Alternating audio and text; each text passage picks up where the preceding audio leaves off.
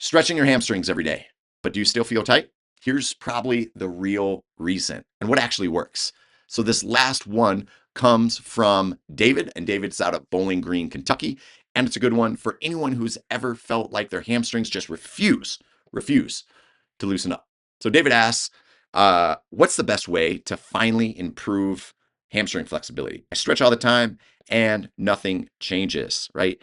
And listen, if you're like any of us, that I hate that feeling. First thing, if you're stuck in a cycle of static stretching with no progress, you're not alone, right? The hamstrings are, they just aren't one single muscle group that you can just yank on like a rubber band. They're actually a much bigger part of a more complex, bigger chain that includes your hips and your glutes and even your core to some extent. And so when you sit all day, like most of us do in the real world, commuting or at work or on the couch or anywhere else, your hip flexors shorten and it tilts your pelvis forward. And that anterior pelvic tilt actually lengthens the hamstrings. So they feel a little bit tight, even though they're technically overstretched. Now, pulling harder with the basic toe touches can actually make that imbalance a little bit worse. So, a more effective approach is PNF stretching, something I love to do.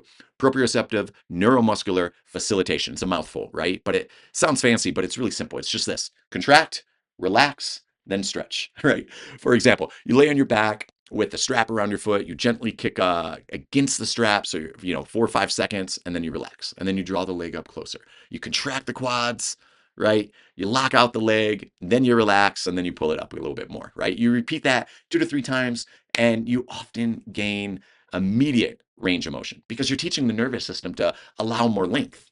Now you pair that with daily micro mobility sessions. Think things like glute bridges, hip flexor openers, and a few minutes of dynamic hamstring sweeps before your workouts. You're great. You're going to be good. Here's the lifestyle piece that also adds up over time too, David. Break up your sitting.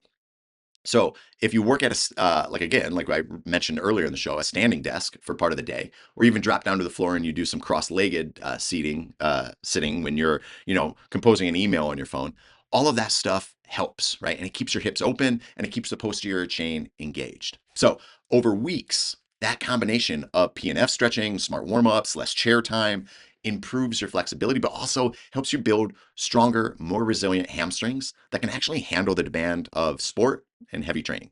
So, flexibility is a conversation between your nervous system and your muscles, and you need to teach the system and the muscles and all of this. And if you do, it'll flow together and it'll work quite well, David. So, great question. I appreciate that one.